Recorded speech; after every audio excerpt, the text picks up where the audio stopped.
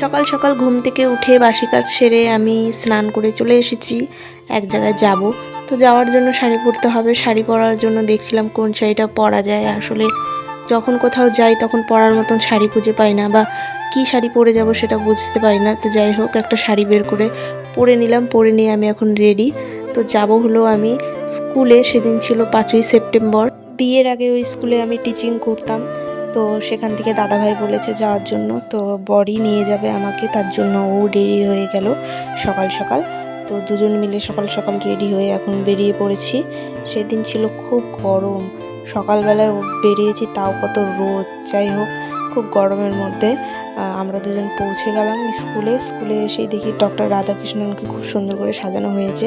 তারপরে বাচ্চারা খুব সুন্দর করে ঘর সাজাচ্ছে। এতদিন পর স্কুলে এসে খুব ভালো লাগছিল, বাচ্চাদের সবার সাথে দেখা হয়েছিল। তো আমাদের শিক্ষক দিবসের অনুষ্ঠান শুরু হয়ে গিয়েছিল, দাদাভাই এখানে বক্তৃতা দিচ্ছিল।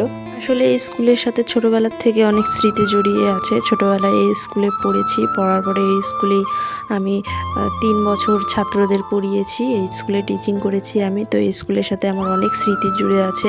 এখানে যত বাচ্চা কাচ্চা আছে সবগুলোকে আমি নিজের হাতে একটু একটু করে গড়ে তুলেছিলাম। যাই হোক, অনেক দিন পরে স্কুলে এসে দিদিভাইদের সাথে দেখা করে, সবার সাথে দেখা করে খুব ভালো লাগছে।